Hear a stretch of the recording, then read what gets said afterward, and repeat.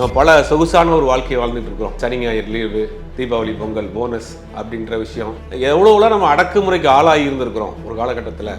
அதற்காக எத்தனை பேர் உயிர் தியாகம் செஞ்சிருக்காங்க, எவ்வளவு தியாகங்கள் செஞ்சிருக்கிறாங்க.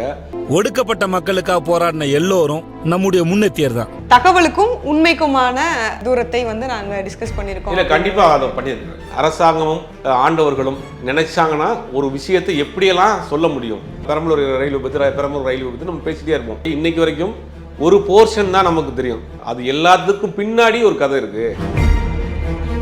அந்த காலகட்டங்களில் நடந்த கதையை இவங்க படமாக எடுத்திருக்காங்க. ஸோ அப்போ பேசப்பட்ட அரசியல் இப்போ இருக்கக்கூடிய நிகழ்கால அரசியல் தளத்துக்கு பொருந்துற மாதிரியான காட்சிகள் வசனங்கள்லாம் சாட்டையடியான வசனங்கள்.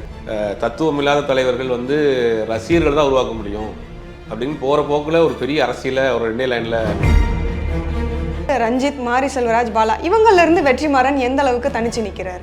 இல்லை, அவர்களுக்கு தெரிஞ்சோ தெரியாமலோ ஒரு முத்திரை விழுகுது. ஆனா இவர்கிட்ட அந்த முத்திரை இல்லை. இந்த படமும் ஒடுக்குமுறைக்கு எதிரான படம் தான், முதலாளித்துவத்திற்கு எதிரான படம் தான். பட் அதுல எங்கேயுமே ஏதாவது ஒரு குறிப்பிட்ட சாதி அடையாளம் வந்துடாம பார்த்துட்டார். விஜய் சேதுபதியும் மஞ்சு வாரியாரும் அவங்களுடைய காதலை சொல்றக்கூடிய அந்த சீக்வன்ஸ்லாம் ரொம்ப ரொம்ப மெச்சூர்டா இருக்கும். இது வரைக்கும் எனக்கு தெரிஞ்சு தமிழ் சினிமா அந்த மாதிரியான ஒரு காதல் காட்சிகள் இருந்திருக்காரு. அந்த என்கவுண்டர் அவர் பண்ணப்படுற விஷயம், அந்த போர்ஷன் உண்மையிலேயே இப்படித்தான் நடக்கும். யதார்த்தத்தை அப்படியே தெரியல, இப்படிதான் நடக்கும். நம்ம இந்த சமுதாயத்துக்கு ஏதாவது ஒன்று செஞ்சுட்டு போறதுக்குள்ள அப்படிங்கிற ஒரு தாட்டை உருவாக்கி விட்டுருவாங்க. இந்த படம் பார்க்குறப்ப, படம் பார்த்துட்டு வெளியே வர்றப்ப ஏதாவது ஒரு தாக்கம் இருக்கணும். இந்த படம் அந்த தாக்கத்தை கண்டிப்பாக. நேர்கள் அனைவருக்கும் வணக்கம். நேர்காணலுக்காக இன்று நம்மோடு சிறப்பு விருந்தினராக இணைந்திருப்பவர் பத்திரிகையாளர் திரு ஜுபேர் அவர்கள். வணக்கம் சார், எப்படி இருக்கீங்க? நல்லா. விடுதலை 2 படம் பார்த்துருப்பீங்கன்னு நினைக்கிறேன். ஸோ உங்களுடைய பார்வையிலிருந்து விடுதலை 2 எப்படிப்பட்ட படமாக இருக்கு? இல்லை, முதலில் இந்த மாதிரியான ஒரு படத்தை எடுத்ததுக்கு தயாரிப்பாளருக்கும் இயக்குனருக்கும் ஒரு பெரிய நன்றி. ஏன்னா இன்னைக்கு நம்ம பல சொகுசான ஒரு வாழ்க்கையை வாழ்ந்துட்டு இருக்கிறோம். 8 மணி நேர வேலை, சனி ஞாயிறு லீவு, தீபாவளி, பொங்கல், போனஸ் அப்படின்ற விஷயம் எவ்வளோலாம் நம்ம அடக்குமுறைக்கு ஆளாகி இருந்திருக்கிறோம் ஒரு காலகட்டத்தில். அதற்காக எத்தனை பேர் உயிர் தியாகம் செஞ்சுருக்காங்க, எவ்வளவு தியாகங்கள் செஞ்சுருக்கிறாங்க. அவருடைய வாழ்க்கை இன்னும் ஆட்சியே தெரியாமல் எத்தனை பேருடைய வாழ்க்கை முடிஞ்சிருக்கு. அப்படிப்பட்ட ஒரு சம்பவத்தை இப்போ உள்ள தலைமுறைக்கு, அந்த கற்காலத்துக்கு நம்ம அழைத்து கொண்டு போகக்கூடிய சில அரசியல் வேலை செய்யுது. இப்போ நம்ம அதெல்லாம் புரிஞ்சு நடந்துக்கிறணும் அப்படின்னு சொல்லக்கூடிய ஒரு கருத்தை சொல்லியிருக்காங்க படத்தில். உண்மையிலேயே அதுக்காக உண்மையிலேயே ஒரு பாராட்டக்கூடிய விஷயம். எப்படியெல்லாம் அரசாங்கமும் ஆண்டவர்களும் நினைச்சாங்கன்னா ஒரு விஷயத்தை எப்படியெல்லாம் சொல்ல முடியும். இன்றைக்கி நம்ம இந்தியாவில் பல சம்பவங்களை ஒன் சைடு மட்டும் தான் அதனுடைய இதை புரிஞ்சிருக்கோம். இன்றைக்கி அந்த படத்திலே சொல்லக்கூடிய அந்த ரயில் விபத்து சம்பவமாக இருக்கட்டும், அந்த ரயில் விபத்து சம்பவத்தோடைய இன்றைக்கி வரைக்கும் ஒரு போர்ஷன் தான் நமக்கு தெரியும்.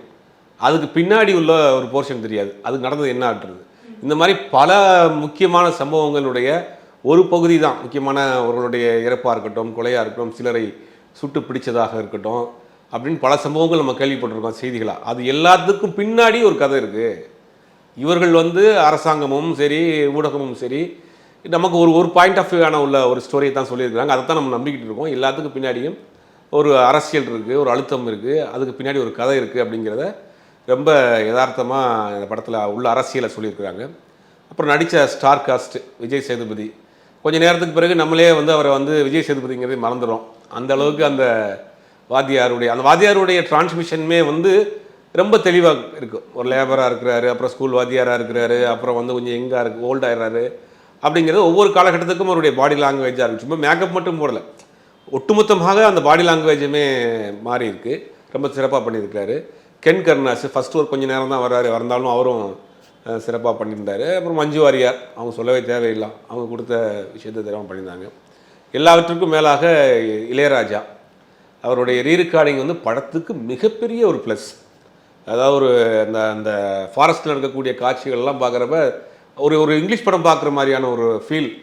விஜய் சேதுபதியெல்லாம் தாண்டிட்டு நம்ம அந்த படம் பார்க்குறப்ப ஏதோ ஒரு ஹாலிவுட் படம் பார்க்குற மாதிரியான ஒரு ஃபீலை ஒரு 80 வயசுக்கு மேலேயும் கொடுக்க முடியும். அவர் மட்டும்தான் கொடுக்க முடியுங்கிறதுல இந்த படத்தில் காமிச்சிருக்காரு. ரீரெக்கார்டிங், அதே மாதிரி டெக்னிக்கல் சைடு, கேமராவாக இருக்கட்டும், மற்ற எல்லாமே ரொம்ப சிறப்பாக பண்ணியிருந்தாங்க. படம் கொஞ்சம் லென்த்தி அப்படிங்கிற ஒரு இது, சிலருக்கு ஃபஸ்ட் ஹாஃப் நல்லாயிருக்கு, சிலருக்கு செகண்ட் ஹாஃப் நல்லா இருக்குது அப்படின்ற மாதிரியான கலவையான விமர்சனங்கள் சொன்னாலும் கூட ஓவராலாக ஒரு படம் நல்ல படம், தரமான படம். அதை வந்து முதல்ல வெற்றிமாறன் மாதிரியான ஒரு இயக்குனர் தைரியமாக இந்த விஷயத்தை பண்ணியிருக்கிறது உண்மையிலே பாராட்டக்கூடிய விஷயம். இது ஒரு பீரியாடிக்கல் ஸ்டோரி மாதிரி தான் இப்போ வந்து போயிட்டு இருக்கு. ஸோ வந்து அந்த காலகட்டங்களில் நடந்த கதையை இவங்க படமாக எடுத்திருக்காங்க. ஸோ அப்போ பேசப்பட்ட அரசியல் இப்போ இருக்கக்கூடிய நிகழ்கால அரசியல் தளத்துக்கு பொருந்துற மாதிரியான காட்சிகள் வசனங்கள்லாம் சாட்டையடியான வசனங்கள், தத்துவம் இல்லாத தலைவர்கள் வந்து ரசிகர்கள் தான் உருவாக்க முடியும் அப்படின்னு போகிற போக்கில் ஒரு பெரிய அரசியலை ஒரு 2 லைனில் சொல்லியிருப்பார். நிறையா வசனத்தின் மூலியமாகவே பல விஷயங்களை சொல்லியிருக்கிறாங்க. அன்றைக்கி இருந்தக்கூடிய போராளிகள் எப்படி சந்திச்சுக்கிட்டாங்க, அந்த கோட் வேர்டில் பேசக்கூடிய விஷயமா இருக்கட்டும், அந்த குடும்பத்தையே அவங்க வந்து மறைமுகமாக ஒரு தேட்டரில் நின்று சந்திக்கக்கூடிய விஷயமா இருக்கட்டும், அன்றைக்கி இருந்த ஊடகம் எவ்வளோ ஒரு அறமாக இருந்துச்சு அப்படிங்கிற ஒரு சீக்வன்ஸ்லாம் வச்சுருப்பாங்க. ஒரு பெண்ணை வந்து கடத்தி கொண்டு போய் வச்சு சித்திரவதை பண்ணுறது, அன்றைக்கி இருக்க ஒரு துணிச்சலான ஒரு பத்திரிகையாளர் அதை எப்படி கொண்டு போய் காமிச்சார் அப்படிங்கிற விஷயங்கள் நிறையா பண்ணியிருக்கிறாங்க. நிறையா ஆளும் வர்க்கத்திற்கு எதிராக, அந்த மாதிரியான முதலாளிகளுக்கு எதிரான, முதலாளிகளுக்கு ஒரு பிரச்சனை வந்து அதில் ஒன்று சேர்ந்துருவாங்க அப்படிங்கிற ஒரு அரசியலையும் இந்த படம் சொல்லியிருப்பாங்க. அங்கே வந்து அரசியல்லாம் அங்கே 2வது தான். அரசியல் ஜாதி மதங்கள்லாம் 2வது. ஆளும் வர்க்கத்திற்கு ஒரு பிரச்சனை, அதிகாரத்தில் இருக்கிறவர்களுக்கு ஒரு பிரச்சனைனா அவங்க ஒன்று சேர்ந்துக்குவாங்க. அதே மாதிரி போலீஸ் எப்படி ஒரு கதையை வந்து சித்தரிக்கும் அப்படிங்கிற ஒரு விஷயத்தையும் அதுவும் இல்லாமல் போலீஸில் இது வரைக்கும் எல்லோரும் வந்து சுப்ரியர் போலீஸ் ஆஃபீஸர்ஸ் எப்படி இருப்பாங்கிறத நம்ம தமிழ் சினிமாவில் இது வரைக்கும் யாரும் பார்த்ததில்லை. அவங்க அன்யூனிஃபார்மில் இருப்பாங்க, ஒரு பெரிய பாங்களாவில் உட்காந்துருப்பாங்க, அவங்க கமாண்டிங் மட்டும்தான் போடுவாங்க, அவங்க என்னென்ன மாதிரியான வேலைகள் பண்ணுவாங்கங்கிறதெல்லாம் படத்தில் ரொம்ப மைன்யூட்டாக பண்ணிருக்காங்க. நல்ல நிறைய சின்ன சின்ன மைன்யூட் ஒர்க்கு பண்ணியிருக்காங்க. அதாவது நிறைய விஷயங்களை வந்து ஸ்டடி பண்ணியிருக்கிறாங்க. அந்த அந்த மஞ்சு வாரியாருடைய கேரக்டரே கூட ஒரு பெரிய ஒரு பெண் போராளிகளுடைய கதை அதனுடைய கெட்டப்பில் தான் போட்டிருக்கிறாங்க. அந்த மாதிரியான விஷயங்கள். அதே மாதிரி இவரே நம்ம வாதியாருடைய கேரக்டர்லாம் வந்து கடைசி காலத்தில் அவர் கொஞ்சம் வறுமையில் இருந்து தான் இறந்துருக்கார். அப்படிங்கும்போது அந்த போராளிகள் வந்து அந்த சமூகத்திற்காக எப்படி வாழ்ந்தாங்க அப்படிங்கிற ஒரு விஷயம், போராளிகள் எப்பயுமே உருவாக்கப்படுறாங்கன்னு ஒரு தத்துவம் இருக்கும். அது இந்த படத்தில் காமிச்சிருப்பாங்க. ஒரு பள்ளிக்கூட வாத்தியார் சந்தர்ப்ப சூழ்நிலையினால் தள்ளப்படுகிறார், ஆயுதம் ஏந்துவதற்கு தள்ளப்படுகிறார் அப்படிங்கிறது தான் அவருடைய கதை. அப்போ எல்லா இந்த மாதிரியான ஒரு போராளிகளையும் உருவாக்கத்தான் செய்கிறாங்க, உருவாவதில்லை, உருவாக்கப்படுகிறார்கள், திணிக்கப்படுகிறார்கள், இல்லாட்டி அவர்களை தள்ளி விடுறாங்க அப்படிங்கிற பல அரசியலை இந்த படத்தில் ரொம்ப மைன்யூட்டாக சொல்லியிருக்காங்க. பொல்லாதவன் படத்திலிருந்து வெற்றிமாறனுக்கும் இப்போ விடுதலை 2ல் இருக்கக்கூடிய வெற்றிமாறன், இந்த பயணத்தில் அவருடைய படங்களின் மூலமாக வெற்றிமாறன் எந்த அளவுக்கு வித்தியாசப்பட்டிருக்காரு அப்படின்னு நீங்கள் நினைக்கிறீங்க? பொல்லாதவன் அவரை நிலைநிறுத்திக் கொள்வதற்காக எடுக்கப்பட்ட படம். நான் ஒரு முதல் டைரக்டர் ஆயிடுறேன், அதுக்கு பிறகு நான் கருத்தெல்லாம் நான் சொல்கிறேன், நான் முதல்ல உயிரோடு இருக்கணும்ல அப்படிங்கிறதுக்காக அவரை ஒரு டைரக்டராக அடையாளப்படுத்தி கொள்ளக்கூடிய எடுக்கப்படும். இப்போ நான் டைரக்டர் ஆகிட்டேன், நான் ஒரு விஷயத்தை சொல்ல போகிறேன் அப்படின்னு சொல்லியிருக்கக்கூடிய படம். 2க்கு வித்தியாசம் இருக்குது. நிறைய மெச்சூர்ட் இருக்குது, நிறைய இந்த விஷயத்துக்காக ஸ்டடி பண்ணியிருக்கிறாங்க. நிறைய விஷயங்களுக்கு ஒவ்வொரு சின்ன சின்ன கேரக்டரை கூட வந்து ஏதாவது ஒரு முக்கியமான ஒரு போராளிகள் ஒரு மாதிரியான புரட்சியாளர்களுடைய ரிசம்பிள் எடுத்து பண்ணியிருக்காங்க. அதெல்லாம் உண்மையிலேயே பெரிய விஷயம்தான்.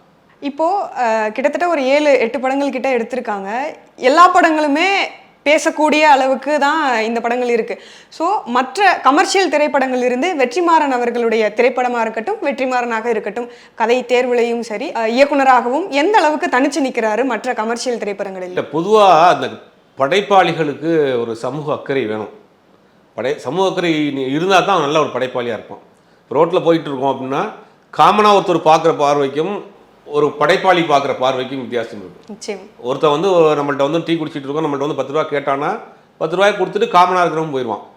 10 ரூபாயை கொடுத்துட்டு இவன் ஏன் இந்த நிலைமைக்கு ஆளானான்னு யோசிச்சாங்கல்ல, அவன் தான் படைப்பாளியாக இருப்பான். அப்போ ஒரு படைப்பாளிக்கு சமூக அக்கறை பொறுப்பு இருக்குது, வேணும், கண்டிப்பாக இருக்கும், ஆட்டோமேட்டிக்காக இருக்கும். சில காரணங்களால் அவங்களால அதை எக்ஸ்போஸ் பண்ண முடியாத சூழ்நிலையில் இருக்கும். வெற்றிமாறன் மாதிரியான ஆட்கள் அதை வந்து எக்ஸ்போஸ் பண்ணுறாங்க. ஒரு சமூக அக்கறைக்கு பொறுப்பு இருக்குது. இன்றைக்கி நம்ம எதை நோக்கி போய்கிட்டு இருக்கிறோம், அரசியலை நம்ம எப்படி பார்க்கணும், நம்ம எவ்வளோ விஷயத்தை கடந்து வந்திருக்கிறோம், திருப்பி அதை நோக்கி கொண்டு போகிறதுக்கு ஒரு முயற்சி நடக்குது, நம்ம விழிப்புணர்வோடு இருக்கணும் அப்படிங்கிற ஒரு விஷயத்தை இப்போ நல்ல ஒரு கலைஞனாக, ஒரு படைப்பாளியாக சமூகத்தின் மீது உள்ள அக்கறையினால் சொல்லப்பட்ட விஷயமா பார்க்குறேன். எல்லா படைப்பாளிகளுக்குமே அந்த மாதிரியான ஒரு தாட் இருக்கும், ஒரு சோசியல் அவேர்னஸ் வேணும் கண்டிப்பாக.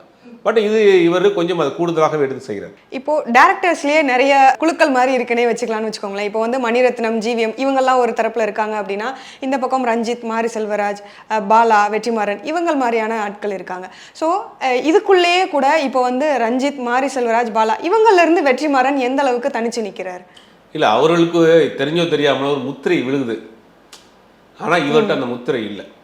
இது இந்த படமும் ஒடுக்குமுறைக்கு எதிரான படம் தான். இது ஒரு ஆலை அதிபர் ஒடுக்குமுறையான எதிரான படம் தான். ஆண்டவர்கள் பணக்காரர்கள் முதலாளித்துவத்திற்கு எதிரான படம் தான். பட் அதில் எங்கேயுமே ஏதாவது ஒரு குறிப்பிட்ட சாதி அடையாளம் வந்துடாமல் பார்த்துட்டார். அப்போ அன்னைக்கு ஒடுக்குமுறைக்கு ஆளானவர்கள்லாம் ஒரு குறிப்பிட்ட சாதி மட்டும் கிடையாது, ஏழையாக எல்லாருமே ஒடுக்குமுறைக்கு ஆளாக இருக்கான். அவனுடைய உழைப்பை சுருண்டிட்டு குறைவான கூலி கொடுத்துருக்குறான். அப்படிங்கும் போது அதில் எல்லாருமே இருந்திருக்கிறாங்க. குறிப்பாக இந்த படம் வந்து அந்த வடார்காடு மாவட்டங்கள் நடக்கக்கூடிய கதை தான். அப்படி இருந்தும் கூட எந்த சாயலும் வந்துடக்கூடாது அப்படிங்கிறத ரொம்ப பொறுப்போடு பண்ணியிருக்காரு. அப்போ பாதிக்கப்படுகிறவர்கள் எல்லாத்துலேயும் இருக்கிறாங்க அப்படிங்கிறத ரொம்ப நாசுக்காக சொல்லியிருக்காரு. நீங்கள் சொல்லும் போது சொன்னீங்க இளையராஜா அவர்களுடைய இசை இந்த படத்துக்கு பெரிய பலம் சேர்ந்தது அப்படின்னு சொல்லிட்டு. இந்த வயதிலும் கூட வந்து ஃபஸ்ட்டு முன்னாடி காலங்களில் 80s 90s அவர் எந்த அளவுக்கு அவர் இசையமைச்சாரோ அதே அளவுக்கு வீரியத்தோடு இன்னும் இசையில் வந்து நிற்கக்கூடிய ஒரு நபராக இந்த படத்தில் தன்னை வந்து இளையராஜா ப்ரூவ் பண்ணியிருக்காரு. கண்டிப்பாக. அதாவது ரீரெக்கார்டிங்லாம் இன்னைக்கு வரைக்கும் இந்திய அளவில் அவருடைய இடத்தை யாரும் ஃபுல் பண்ணவே முடியல. எத்தனையோ இசையமைப்பாளர்கள் வந்திருக்கிறாங்க, எவ்வளவோ அவார்டுகள் வாங்கியிருந்தாலும் கூட ரீரெக்கார்டிங்கை பொறுத்த வரைக்கும் அந்த ஒரு ஃபீல் இருக்கும். அந்த ஒரு காட்டை நம்ம பார்க்குறோம் அப்படின்னா அந்த காட்டுக்கே நம்மளை கூட்டு போவார். அதுதான் இளையராஜா. இந்த படத்துலேயும் அந்த மாதிரி தான். சண்டை காட்சியாக இருக்கட்டும், அந்த காட்டுக்குள்ளே இருக்கக்கூடிய விஷயங்களாக இருக்கட்டும், அது அந்த அந்த அந்த அந்த ஒரு ஃபீலை வந்து இசையில் கொண்டு வர முடியும்னா அது இளையராஜா மட்டும்தான். அது அன்னைக்கு எப்படி அன்னக்கிளியில் எப்படி இருந்தாரோ இன்னைக்கு விடுதலை வரைக்கும் அந்த அந்த எனர்ஜி குறையாமல் அப்படி இருக்குது. அதனால தான் 40 வருஷமாக போட்டு 50 வருஷத்துக்கு முன்னாடி போட்ட பாட்டை இன்றைக்கும் காலேஜில் இருக்கக்குள்ள பிள்ளைங்க எடுத்து அதை வைப் பண்ணிக்கிட்டு இருக்காங்க. சமீபத்தில் காஞ்சிபுரத்தில் ஏதோ ஒரு கல்லூரியில் ஒரு 1000 பேர் 2000 பேர் உட்காந்துருக்குறாங்க. இந்த மேடையில் யாரோ ஒருத்தர் ராசாத்தி ஒன்றை பாட்டு பாடுறாரு, அவ்வளோ வைப் ஆகுது. அந்த வீடியோ வந்து பயங்கர ஷேர் ஆகிட்டு போகுது அந்த வீடியோ. அப்போனா ஒரு 40-45 வருஷத்துக்கு முன்னாடி போட்ட பாட்டு ஒன்றும் அந்த ஃபீலோடு இருக்குது, அந்த உயிரோடு இருக்குது அப்படிங்கிறதெல்லாம் உண்மையிலே பெரிய விஷயம். ரீரெக்கார்டிங்கை பொறுத்த வரைக்கும் அகில இந்திய அளவில் நான் ஒருபடி மேலே சொன்னால் இன்டர்நேஷ்னல் லெவலில் அவரை அடிச்சுக்கிறதுக்கு ஒரு இசையமைப்பாளரே கிடையாது. அதில் மாற்று கருத்தே கிடையாது. அதுக்கு சான்று இந்த படம் தான். இப்போது பாடல்கள் அப்படின்னு வரும்போது இளையராஜா எந்த அளவுக்கு பெஸ்ட்டாக கொடுப்பாரு அப்படின்னு தெரியும். பேக்ரவுண்ட் ஸ்கோரில் இந்த படத்தில் மியூசிக் எப்படி இருக்குன்னு நீங்கள் நினைக்கிறீங்க சார்? ஏன்னா பார்ட் 1லையுமே வந்து ஃபுல் அண்ட் ஃபுல் நம்ம எந்த அளவுக்கு கதையோட ஒன்றி நம்மளை வந்து அந்த இசை சின்ன சின்ன விஷயங்களாக இருக்கட்டும் நம்மளை பயணிக்க வச்சது அப்படிங்கிறது தெரியும். அதே அளவுக்கு இந்த படத்தோடையும் சேர்ந்தே அது நகரக்கூடிய ஒரு விஷயமாக இருக்குதா? இல்லை, ரீரெக்கார்டிங் முக்கியமான ஒரு பங்கு இந்த படத்துக்கு. ஏன்னா நீங்கள் படம் ஃபுல்லாகவே வந்து கான்வர்சேஷன் படத்தில் மியூசிக் இல்லைன்னா அது வந்து ரொம்ப ஒரு மாதிரி பிரச்சாரம் மாதிரி ஆயிரும். ஒரு ஆக்ஷன் பிளாக்லலாம் பார்த்தீங்கன்னா அது வந்து மியூசிக் தான் அதில் தூக்கி நிப்பாட்ட முடியும். அதுவும் பீரியடில் அந்த காலகட்டங்கள் நடக்கக்கூடிய படங்கிறதுனால மியூசிக்கினுடைய பங்கு மிகப்பெரிய பங்கு இந்த படத்தில். அதை வந்து ரொம்ப சிறப்பாக செஞ்சுருக்காரு. மஞ்சு வாரியர் அவங்களுடைய கேரக்டரை வந்து இப்போ நம்ம பேச வேண்டிய, ஏன்னா இப்போ வந்து பொதுவாகவே சினிமாவை பொறுத்த வரைக்கும் ஹீரோஸ்க்கு கொடுக்கக்கூடிய முக்கியத்துவம் ஹீரோயின்களுக்கு இல்லை அப்படிங்கிற ஒரு பெரிய ஒரு குற்றச்சாட்டு மாதிரி வைக்கிறாங்கன்னு வச்சுக்கோங்க. இந்த படத்தில் இதுவும் குறிப்பாக வந்து இது ஒரு முதலாளித்துவத்துக்கு எதிராக இருக்கக்கூடிய விஷயங்களாக இருக்கட்டும், இந்த போராளிகளாக காட்டும் போது பெண்களுக்கு அதில் இருக்கக்கூடிய அந்த கேரக்டருக்கான முக்கியத்துவம் இதில் மஞ்சு வாரியருக்கு இருக்குது. இல்லை, உண்மையிலே சொல்ல போனோம்னா ஒரு மஞ்சு வாரியாருடைய கேரக்டரை வந்து ஒரு பேருக்கு ஒரு ஹீரோயின் வச்சுருப்பாங்க. இந்த மாதிரியான ஒரு படத்தில் ஒரு ஹீரோயினுங்கிறதுல காட்ட வேண்டிய அவசியம் இல்லை. அப்போ போராளிகளில் பெண்களும் இருந்தாங்க, போராடக்கூடியவர்கள் பெண்களும் இருந்தாங்க. அவங்களெலாம் இந்த மாதிரியான அடக்குமுறைக்கு ஆளானாங்க. குடும்ப ரீதியாக குடும்பத்தில் என்ன மாதிரியான வன்முறைகள் அவங்க ஏற்படுது அப்படிங்கிற அந்த பெண்களுக்கு ஏற்படக்கூடிய அந்த அடிமைத்தனத்தையும் அவங்க வந்து இந்த படத்தில் சொல்லியிருக்கிறாரு. அதுக்கு நிறைய காட்சிகளும் வச்சுருக்கிறாங்க. டைலாக்லையும் சொல்லுவாங்க. திருமணமாகி அந்த முடி வெட்டாமல் போனது கூட ஒரு ஒரு ஒரு ஸ்டோரி ஒன்று சொல்லுவாங்க. அப்போ அவங்க பாயிண்ட் ஆஃப் பெண்களும் அன்னைக்கு எவ்வளோ பெரிய உயரமான இடத்தில் உள்ள பெண்ணாக இருந்தாலும் அவங்களும் அடக்குமுறைக்கு ஆளாயிருக்காங்க அப்படிங்கிற விஷயத்தையும் இந்த படத்தில் சொல்லியிருக்காங்க. அதாவது மஞ்சு வாரியார், அதாவது நீங்கள் அதுக்கு ஒரு அந்த அந்த கேரக்டருக்கு யாராவது ஒரு யங் ஹீரோயினாக போட்டு ஒரு பாட்டை ஒன்று வச்சு அப்படி நம்ம கமர்ஷியலான ஒரு படமாக கொண்டு போகாமல் அவங்களுக்கு ஒரு கதை, அவங்க உருவமைப்புக்கு ஒரு ரெஃபரன்ஸு, அதுக்கு ஒரு பாட்டு, அந்த பாட்டில் ஒரு விரசம் இல்லாமல் இருக்கிறது. அவங்களும் ஒரு போராளியாக இருக்காங்க. போராளியாக இருக்கிறனால குடும்பத்துக்காக எவ்வளோ தியாகங்கள் செய்கிறாங்க. கணவர் வந்து தலைமறைவாக இருந்தாலும் கூட குடும்பத்தை அவங்க பார்த்துக்கிறாங்க. இந்த மாதிரியான விஷயங்கள் ஒரு ஈக்குவலான ஒரு கேரக்டர். ஒரு ஹீரோவுக்கு என்ன ஒரு ஈக்குவலோ அதே ஈக்குவல் வந்து அந்த ஹீரோயினுக்கும் கொடுத்துருக்காங்க. அதெல்லாம் பாரபட்சம்லாம் பண்ணியிருக்கேன். இப்போ வந்து பார்ட் 1 முடியும் போதே வந்து பார்ட் 2க்கான லீடிங் கொடுத்து தான் முடிச்சிருப்பாங்க. ஸோ இதில் அது மாதிரி ஏதாவது பார்ட் 3க்கு ஏதாவது லீடு வந்துன்னா சூரியிலேருந்து ஆரம்பிக்கலாம். நம்ம லீடு வந்து சூரிய வெர்ஷன்லேருந்து ஒரு படம் ஆரம்பிப்போம். ஆக்சுவலி இந்த படம் முழுவதுமே சூரியோடைய பாயிண்ட் ஆஃப் வியூவில் வாய்ஸ் ஓவர்லாம் படம் போகுது. இப்போ கடைசியில் அந்த அந்த அவரை விஜய் சேதுபதி அந்த இது பண்ணிவிட்டு அந்த ஜீப்பில் போய் கொண்டு வந்துட்டு ஒரு இடத்துல நிப்பாட்டிட்டு அவர் மனசு கேட்காம இறங்கி போகிறார். எனக்கு இந்த வேலையும் வேணாம் ஒன்றும் வேணாம் அப்படிங்கிற மாதிரியான போகிறார். இப்போ நம்ம பார்ட் 3 சூரியோட பாயிண்ட் ஆஃப் வியூலேருந்து எடுத்துகிட்டு போகலாம். விட்டுட்டு போனால் அந்த இடத்தை இவர் ஆரம்பிக்கிறாரு, ஒரு போலீஸ்காரராக வேலையை விட்டுட்டு இவர் துப்பாக்கியை கையில் எடுக்கிறாருங்கிற மாதிரி கதையை கொண்டு போகலாம். கதையோட எப்படி வேணாலும் கொண்டு போகலாம். பட் அது லீடாக அவங்க வைக்கல. அது லீடாக வச்சுருக்காங்களா இல்லை அது தெரியாமையே விட்டுருக்காங்களா அப்படின்னு தெரியல. எடுக்கிறதா இருந்தால் இந்த இன்னொரு போர்ஷன் வந்து சூரியலேருந்து ஆரம்பிக்கலாம். சூரிய வந்து வேலையை விட்டுட்டு போயிட்டு ஒரு தலைமுறை வாழ்க்கையை வாழ்கிறாரு, எடுத்து திருப்பி கொண்டு வர்றாரு. இப்போ கரண்ட்டில் உள்ள விஷயத்தை கனெக்ட் பண்ணி கதையை எப்படி வேணாலும் கொண்டு போகலாமே. அப்படி கொண்டு போகிறதுக்கும் உங்கள் லீட் இருக்குது. விஜய் சேதுபதி அவர்கள் இதுக்கு முன்னாடி அந்த படம் ப்ரொமோஷன் அதுக்காக நிறைய இன்டர்வியூஸ்லாம் கொடுக்கும்போது வந்து சொல்லியிருந்தாங்க, அந்த கதையில் இருக்கக்கூடிய ஒவ்வொரு கதாபாத்திரங்களுக்குமே தனித்தனியாக வந்து படம் எடுக்கிற அளவுக்கு கதாபாத்திரம் வந்து ரொம்ப வெயிட்டாக இருக்குது அப்படிங்க. அது ஸ்க்ரீனில் பார்க்கும்போது தெரிஞ்சது. ஏன்னா அவர் சொல்லும் போது வந்து கென்னை வச்சு வரக்கூடிய ஒரு விஷயத்தையே வந்து தனியாக கதையாக இது பண்ணலாம், வாத்தியாருக்கும் மஞ்சு வாரியர் அவங்க கேரக்டருக்குமான விஷயத்தையே ஒரு படமாக எடுக்கலாம் அப்படின்னு சொல்லி நிறைய விஷயங்களை சொல்லியிருந்தாங்க. அது ஸ்க்ரீனில் தெரிஞ்சதா? கண்டிப்பாக தெரிஞ்சது. அதாவது அந்த கென்னு அந்த பொண்ணு அது ஒரு போர்ஷன், அவங்க லவ் கல்யாணம் பண்ண போகிறாங்க, அங்கே நடக்கக்கூடிய ஒரு பிரச்சனை இன்சிடென்ட்டு, அதுக்கு பிறகு நடக்கக்கூடிய சீக்வன்ஸ் அந்த ஆக்சிடென்ட் சீக்வன்ஸ், அதோட அது ஒரு கதை. மஞ்சு வாரியார் அவங்க ஃபேமிலியை எதிர்த்து வீட்டுக்குள்ளேருந்தே போராடுற மாதிரி அவங்கள சுற்றி அது ஒரு கதை பண்ணலாம். அப்புறம் சூரி பாயிண்ட் ஆஃப் வியூலேருந்து சூரிக்கு சொன்ன மாதிரி சூரியிலேருந்து ஒரு கதை பண்ணலாம். சூரி இவங்களெலாம் எதிர்த்து தனியாக ஒரு குழுவாக செயல்படுறாரு அப்படிங்கிற மாதிரி ஒவ்வொரு கேரக்டரையுமே ரொம்ப டீட்டெயிலிங் எடுத்துருக்காங்க. அதான் ரொம்ப முக்கியம். இப்போ கென்னுடைய டீட்டெயிலிங் நிறையா ரெஃபரன்ஸ் எடுத்துருக்குறாங்க. அதே மாதிரி அந்த மஞ்சு வாரியார் கெட்டப்பே வந்து ஒரு பெரும் போராளியோடைய கெட்டப் தான், அதை வந்து மென்ஷன் பண்ணி தான் எடுத்துருக்குறாங்க. இந்த மாதிரி ஒவ்வொருத்தவங்களுக்கும் ஒரு டீட்டெயிலிங் எடுத்து அவங்களுக்காக ஒரு கதை பண்ணப்பட்டு அதை எல்லாத்தையும் கொண்டு வந்து இங்கே ஜாயின் பண்ணியிருக்காங்க. அப்படி தான் பார்க்கப்படுது. உண்மையில் நல்ல விஷயந்தான். கொஞ்சம் லென்த்தை குறைச்சிருக்கலாம். 2.25 மணி நேரம் அப்படிங்கிறது நல்ல படமாக இருந்தாலும் கொஞ்சம் இதாக இருக்கலாம். ரெண்டாவது கொஞ்சம் அந்த யங் ஆடியன்ஸை உள்ளே இழுப்பதற்காக கொஞ்சம் கமர்ஷியல் சேர்த்துருக்கலாம். இந்த கென்னுடைய போர்ஷனவே இன்னும் கொஞ்சம் டெவலப் பண்ணியிருக்கலாம். பட் ஆனால் இது ஒரு அரசியல் கதைக்களத்தை பேசும்போது வந்து அது கமர்ஷியலாக கொண்டு போகிறதுங்கிறது இல்லை என்ன பண்ணாலும் இன்னைக்கு வந்து கமர்ஷியல் நம்ம கேக்கே வச்சாலும் அதுக்கு மேலே வந்து இது வைக்கிறோமே, ஒரு செர்ரி வைக்கிறோமே. கேக்கு தான் டேஸ்ட்டாக தான் இருக்கும், எல்லாருக்கும் தெரியும். அதுக்கு மேலே என் செர்ரி வைக்கிறோம். அப்போ அது ஒரு அட்ராக்ஷன் தேவைப்படுது இல்லையா, ஒரு ரிலாக்ஸேஷன் தேவைப்படுது. இப்போ கென்னையும் அந்த கென்னுக்கு பேராக வரக்கூடிய பொண்ணு, அவங்களுக்கு நடக்கக்கூடிய ஒரு சின்ன சின்ன லவ் சீக்வன்ஸு, அதனால வந்து வரக்கூடிய பிரச்சனை அப்படின்னு ஒரு 10 நிமிஷம் கதையை ஒரு 15 நிமிஷம் வந்து ரிலாக்ஸ் பண்ணிவிட்டு அப்புறம் கதை சொல்ல அப்படியே கொண்டு போயிருந்தாங்கன்னா போயிருக்கலாம். கொஞ்சம் ரிலாக்ஸ் பண்ணியிருக்கலாம். எடுத்தோடனே நேரடியாக அவங்க கதைக்கு போனது. பட் போர்லாம் அடிக்கல படம் வந்து, அந்த மாதிரி போர்லாம் இல்லை. அடுத்தடுத்து என்ன நெக்ஸ்ட்டுங்கிற மாதிரியான விஷயங்கள்லாம் இருக்குது. பட்டு ஆனால் ஒரு குறிப்பிட்ட ஆட்கள் இருக்காங்களே, அந்த யங்ஸ்டர்ஸ் 2K கிட்ஸ், அவங்களுக்கு தேவையான விஷயங்களை கொஞ்சம் அங்கங்கே சேர்த்துருந்தா இன்னும் மிகப்பெரிய வெற்றி படம் ஆயிடும். மொத்தமாகவே பொதுவாகவே படங்கள் அப்படிங்கும்போது ஒரு நல்ல திரைப்படம் வந்து அடுத்து என்ன சீன் வரப்போகுதுன்னு நம்மளை வந்து யோசிக்க விடக்கூடாது. அப்படி எந்த படம் இருக்கோ அந்த படம் தான் பெரிய ஹிட்டாக இருக்கும் அப்படின்னு இந்த படத்தில் அது மாதிரி நீங்கள் அந்த எதிர்பார்ப்பை உண்டு பண்ணிகிட்டே தான் இருக்கு. ஒரு சில இடங்கள்ல மட்டும்தான் அப்படி லைட்டாக திரும்புற மாதிரி இருக்கும். பட் அடுத்த சீன் போகும். அடுத்து அந்த வாத்தியார் எங்கே கொண்டு போக போகிறாங்க, என்ன நடக்க போகுது, அடுத்து போலீஸ் எங்கே வரப்போகுது, எந்த பிளாக் வரப்போகுது, யார் எடுக்க போகிறா, இதுக்கு பின்னாடி அங்கேருந்த தோழர்கள் எங்கே வேலை செஞ்சுட்டு இருக்கிறாங்க, இந்த பக்கம் வந்து மஞ்சு வாரியாருடைய இது, அந்த சஸ்பென்ஸ் சீக்வன்ஸ்லாம் தொடர்ந்து படத்தில் ஃபுல்லாகவே இருக்கும். என்னன்னா வந்து அதை ரொம்ப ஒரு அரசியல் ஆர்வம் உள்ளவர்கள் பார்க்குறப்ப இதில் என்ன சொல்லியிருக்க போகிறாங்கன்ற ஒரு ரொம்ப எதிர்பார்ப்போடு பார்ப்பாங்க. முக்கியமான சம்பவங்கள் ஏதாவது இருக்கா படத்தில் அப்படிங்கிற ஒரு எதிர்பார்ப்பை கூட்டிகிட்டே போகும்.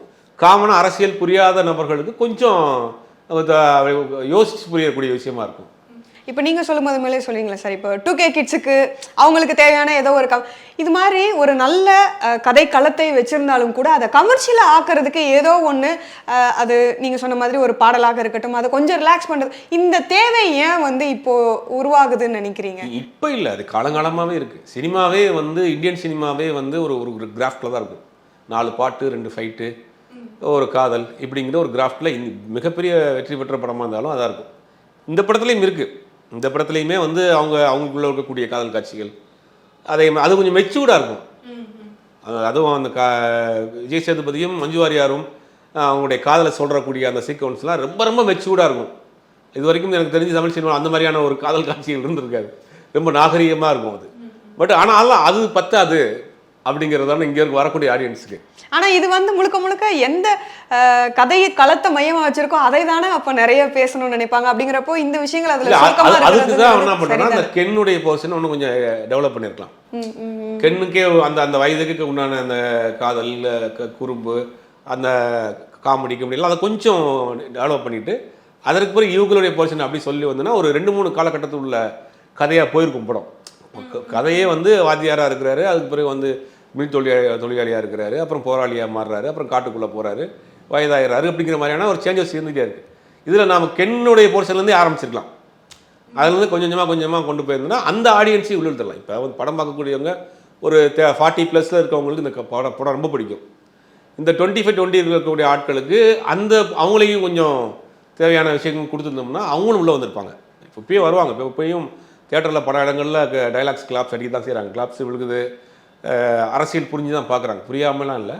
இன்னும் கொஞ்சம் ஈஸியாக அவங்கள உட்கார வச்சிருக்கலாம். இப்போ பார்ட் 1ல் நம்ம பார்க்கும்போதே தெரியும், சூரி அவங்க வந்து அவங்க அம்மாவுக்கு கடிதம் எழுதுகிற மாதிரி தான் படம் ஆரம்பிக்கும். ஸ்க்ரீனை வந்து அதிகமாக ஷேர் பண்ணக்கூடிய இடங்களாக இருக்கும். விஜய் சேதுபதி வந்து அதுக்கப்புறமாக அவங்கள காட்டின விஜய் சேதுபதி தான் இது அப்படின்னு காட்டினதுக்கு அப்புறம் தான் அவங்கள வந்து ஒரு சில இடங்களை காட்டுற மாதிரி இருக்கும். அதிகமான ஸ்க்ரீன் ஷேரிங் வந்து சூரிய அவங்களுக்கு தான் இருக்கும். இந்த படத்தில் இது வந்து வாத்தியார் அவரை மையமாக வச்ச கதை தான் அப்படின்னு வந்து முன்னாடியே நமக்கு தெரிஞ்சதுனால இதில் ஸ்க்ரீன் ஷேரிங் 2 பேருக்குமே ஈக்குவலாக இருக்கா, இல்லை யாரோட போர்ஷன்ஸ் அதிகம்? இல்லை, சூரி வந்து இந்த படத்தில் ஒரு சின்ன போர்ஷன் தான். உண்மையிலேயே நான் ஹீரோ ஆகிட்டேன், இதெல்லாம் பண்ண மாட்டேன்னு மற்ற ஹீரோ வந்து சொல்லியிருப்பாங்க. ஆனால் வந்து கண்டிப்பாக சூரிய வந்து அதை வந்து ஒத்துக்கிட்டு அதை பண்ணதெல்லாம் பெரிய விஷயம். அதில் சொல்லப்போனால் சூரியோடைய கேரக்டர் அங்கே பெருசாக இல்லை. முழுக்க வாத்தியாருடைய கதை தான். அதில் ஒரு சின்ன கேரக்டர் தான், ஒரு டிரைவர். அதே டிரைவர் தான், என்ன குமரேஷா இங்கேயே வந்துட்டீங்களான்னு ஒரு டைலாக் மட்டும் இருக்கும், அது மட்டும்தான். அதான். ஆனால் வந்து கிளைமேக்ஸில் சூரியோடைய போர்ஷன் ரொம்ப டச்சிங்கான ஒரு போர்ஷனாக இருக்கும், மனிதாபிமானம் உள்ள போர்ஷனாக இருக்கும். ரெண்டாவது வந்து இந்த இந்த இந்த இந்த படத்தில் சூரிய ஒத்துக்கிட்டது பெரிய விஷயம். அதில் பார்ட் 2க்காக இருக்கலாமே ஒழிய, பட் சூரி இல்லாமல் கூட அந்த கதையை கொண்டு போயிருக்கலாம். லீவில் போயிருக்கிறாரு முருகேசன், ஏதாவது ஒன்று கொண்டு வந்துட்டு வேற கொண்டு வந்து முடிச்சிருக்கலாம் கதையை. அப்போ சூரி நானும் இருக்கணும் அப்படிங்கிறதுக்காக பண்ணியிருக்காரு. அது ரெண்டாவது ஒரு முக்கியமான விஷயம். ரெண்டாவது அந்த என்கவுண்டர் அவர் பண்ணப்படுற விஷயம், அந்த போர்ஷன் வந்து உண்மையிலேயே இப்படி தான் நடக்கும். யதார்த்தத்தை அப்படியே தெரியல, இப்படிதான் நடக்கும்.